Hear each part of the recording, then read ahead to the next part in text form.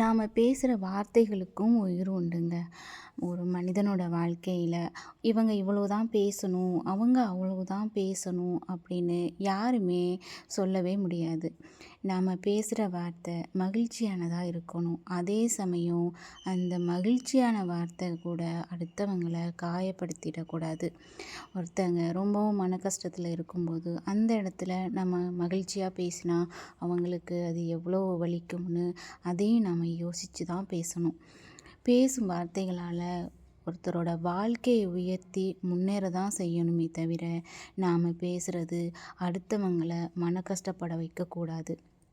சில பேர் ஏதாவது பேசணுங்கிறதுக்காகவே வாயில் என்ன வருதோ எல்லாத்தையுமே பேசிடுவாங்க. அடுத்தவங்களை கஷ்டப்படுத்துமோ அப்படின்னு கூட யோசிக்க கூட மாட்டாங்க. யோசிக்கிறவங்களா இருந்தால் அப்படி வார்த்தையே விட மாட்டாங்க தானே.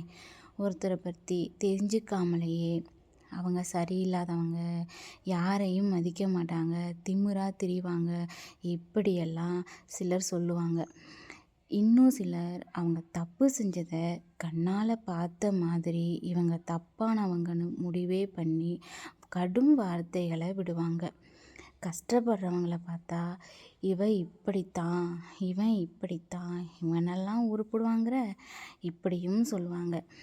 நம்மக்கிட்ட பேசும்போது ரொம்பவும் நம்மளை பற்றி புகழ்ந்து பேசுவாங்க. ஆளுங்களை நம்பவே கூடாது. ஒருத்தர் கஷ்டப்பட்டு வறுமையிலேருந்து மீண்டு தன் வாழ்க்கை தரத்தை உயர்த்திக்கும் போது அவங்கள பார்த்து இவனுக்கெல்லாம் வந்த வாழ்வை பாருடா அப்படின்னு சில பேர் பொறாமப்பட்டு பேசுவாங்க. சிலர் ஏளனமாக இழிவுபடுத்தி நக்கல் செய்கிறவங்களும் இருக்கத்தான் செய்கிறாங்க. படிச்சுட்டு ஒருத்தர் வேலைக்கு முயற்சி செய்யும்போது கொஞ்சம் தாமதம் ஆனாலும் இவனெல்லாம் இதுக்குமே லாய்க்கு இல்லாதவன், இவனால் குடும்பத்துக்கு ஒரு பயனும் இல்லை அப்படின்னும் ஏதாவது சுயமாக தொழிலாவது செய்யலாம்னு முயற்சி பண்ணும்போது உன்னால் இதெல்லாம் முடியாது அப்படின்னு ஒரு முற்றுக்கட்டை போட்டுடுவாங்க. இப்படி தடங்களாக பேசுகிறது அவங்க மனசை கஷ்டப்படுத்தும்னு யோசிக்க கூட மாட்டாங்க. நிறைய குடும்பங்களில் கணவன் மனைவியை கடும் வார்த்தைகளாலும் மனைவியும் வார்த்தையை விடுவாங்க. காலப்போக்கில் அது மன்னிக்கப்பட்டாலும் அதன் வலி மனசுக்குள்ளே தான் இருக்கும். நம்மளோட சொந்தங்களே நம்மளை இழிவாகவும் அவமானப்படுத்தியும் சொல்லக்கூடாத வார்த்தைகளையும் விடுவாங்க. இவங்க இப்படி பேசுகிறாங்களேன்னு நம்ம வெளியில் கூட சொல்லிக்க முடியாது. தன்னோட குடும்பத்தில் உள்ளவங்களே தன்னை இழிவாகவும் பேசுவாங்க, மனசு காயப்படுத்துகிற மாதிரியும் நடந்துக்குவாங்க. சில பெண்களுக்கும் பல வகையில் தாம் குடும்பத்தில் உள்ளவங்களால் பல மனக்காயங்களை சந்திச்சிருப்பாங்க. சம்பந்தமே இல்லாத நபரால் கூட நாம் அவமானப்படுற நிலைமையும் சிலருக்கு இருந்திருக்கலாம். படிக்கிற இடத்திலும் அவமரியாதையும் இழிவான பேச்சும் இருக்கும். மாணவர்களுக்கு அது மனக்காயமாக கூட மாறலாம். வார்த்தைகளால் ஒருத்தரை காயப்படுத்தும் போது அந்த மனக்காயம் வெளியில் தெரியாது.